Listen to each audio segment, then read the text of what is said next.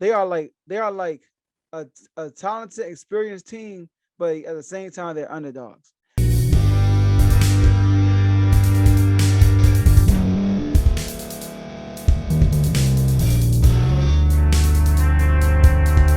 Welcome to Refuse to Lose. My name is Joe Jordan. I'm your host today.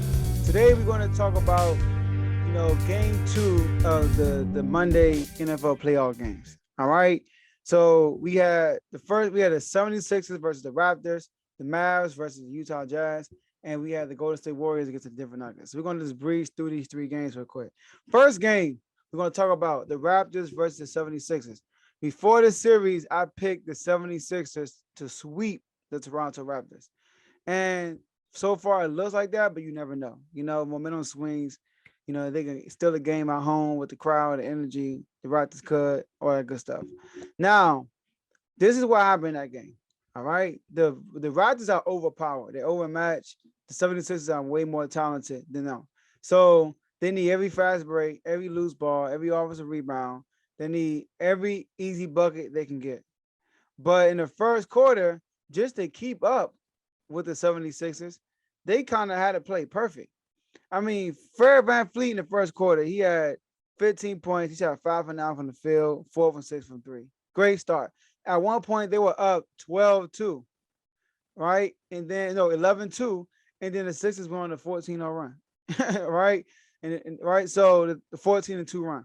So they had to play perfect. So Fred VanVleet, right? The coach told him that he has the ultimate green light. He told him everything at the ball, shoot it basically. And that's what happened in the first quarter, 15 points. Second quarter, not so good. Second quarter, he went 1 for 9 for the field, 0 from 6 from 3, only 2 points. So that's why they lost, because Fred showed up in the first quarter, didn't show up in the second quarter. Going into halftime, they down 67-52. They never recover after that. You got people like Danny Green that was knocking open jumpers, right? All right. Maxey was doing his thing. So the 76ers, Niang, right? He had open threes, right? They was getting open threes all night. So the 76ers will sweep the Toronto Raptors. It's a mismatch. People going to the series, people were saying that they could possibly lose. I said they'll sweep them, all right? And they're going to make it obvious that they're way more talented. Mavs versus Utah. Now, look, I picked this series to go 7 games only because Luka going into the series, they said he's most likely he'll be out the first 2 games. So I thought Utah would win those 2 games and win one at home, and the Mavs would just win 4 out of that, outside of that, right? So because the Utah Jazz, I don't trust them.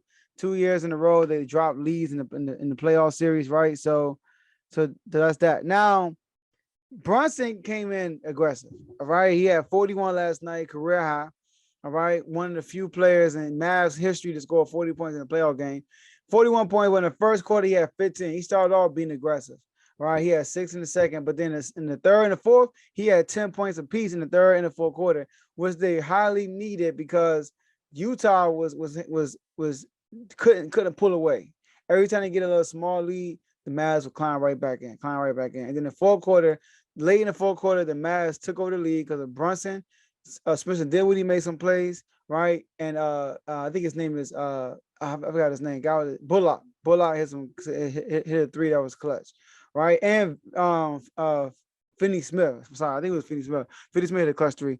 Yeah, 2 clutch 3s in the fourth quarter, I believe. So the person I was worried about with the Mavs though is Spencer Dinwiddie. I'm like, Spencer Dinwiddie, this is your time to shine. No Luka, y'all need scoring. Brunson's having a great show. In the first half, you came out shooting 3 from 10 with only 7 points. I'm thinking like, Dinwiddie, they lose this game. It's because it's you, because Brunson's having a great game. He just needs somebody else just to be okay. Not great, but okay. And he was shooting basically 33% from the 30% from the field in the first half. He finished the game with 17. He played a little better second half, but I need some better play from Spencer Dinwiddie. I need some better play from him. But Utah is showing you that they are about to blow up.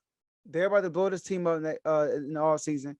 I mean, they are digressing. Last year, they were a much better team than they are this year. I know they had injuries and stuff, but their defense is not as great. Their perimeter defense is terrible. They getting beat off the dribble like crazy against Dallas. Dallas in the first game just couldn't capitalize on it, right? But the second game, they did.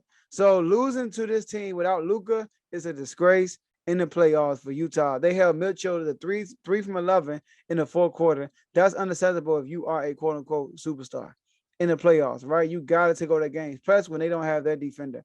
And the Mavs are showing you how great their defense is. They've been doing a great job on this Utah team defensively these first two games. So then we have the Warriors versus the Nuggets, right? I picked this series to go 5 games, Warriors in 5. I just think the Warriors are the best team. I think that when healthy, they're the best team in the West. I got the Warriors coming out the West. And the Nuggets, man, Jokic is an MVP. He's an MVP because he's not dominant. I'm not gonna say he's like a Joel Embiid. Joel Embiid is way more dominant. I think Joel Embiid is a better player, but Jokic is the MVP because of what he did with the team he had. That team does not belong. That team is not that good, y'all. It's not. I'm sorry. They're not that great. Jokic was 26 points, 11 rebounds, 4 assists, 9 for 20 from the field, 45%. Not his best game, but he did play good, right? I know he had a few helps. He had a few players that had 12 points, stuff like that, but he's missing Jamal Murray and Michael Porter Jr., all right? And on top of that, Jokic is going against a Warriors dynasty. He's going against Steph Curry. You're going against a motivated Warriors team that's back in the playoffs for the first time since they lost in the championship. This is a hungry Warriors team. They are like a talented, experienced team, but at the same time, they're underdogs. And that's the best position to be in. And the Warriors are in that position. So whoever is going to be in their way, they're going to look worse than what they really are. This is how it's going to be. Jordan Poole, well, first, Steph Curry had 34 points in 22 minutes off the bench. 34 points. Clay had 21. Jordan Poole, 29, 5, and 8. Now, look, Jordan Poole is a secret weapon. Jordan Poole is somebody they did not have in those dynasty days. If you look at those dynasty days, right, when they went on the championships, they did not have another guard, right? Well, they did. They had Sean Livingston, but they didn't have another guard that can be a prolific scorer and a playmaker, like somebody that can handle the point guard position and be a great scorer at the same time. They never had that. It's the first time Steph Curry is going to have that in the playoffs. Because there are times in the playoffs in the past when the Warriors get stagnant when Steph is not doing his thing. But then you got somebody like Jordan Poole who can score the dribble. He can do what Steph can do, just not at the high level. All right? Because he can score and he can play make. So this team is scary, y'all. Watch out for this Warriors team. Like I said, I got them coming out the West or going against the Nets. All right? So that's all I have for you guys today. And I'll see y'all next episode. Hey, thank you for staying to the end. So before we end this video, we have a competition coming out. It's called 5 Jersey Giveaway. So basically, we're trying to get to 1,000 subscribers, all right? And we need your help to get to 1,000 subscribers. And we're trying to get that milestone done by June 21st, 2022, which is my birthday. So the goal is to get to 1,000 subscribers. And then what I want you guys to do on the comment section of the video, type in #giveaway. And then when you type in #giveaway, you enter the competition. And then when we hit our goal of 1,000 subscribers, I will be sending 5 jerseys to 5 people on June 21st, 2022, a jersey of your choice. So help us get to 1,000. Share this video with somebody. Get them to subscribe. And guess what, guys? We'll see you on the next episode.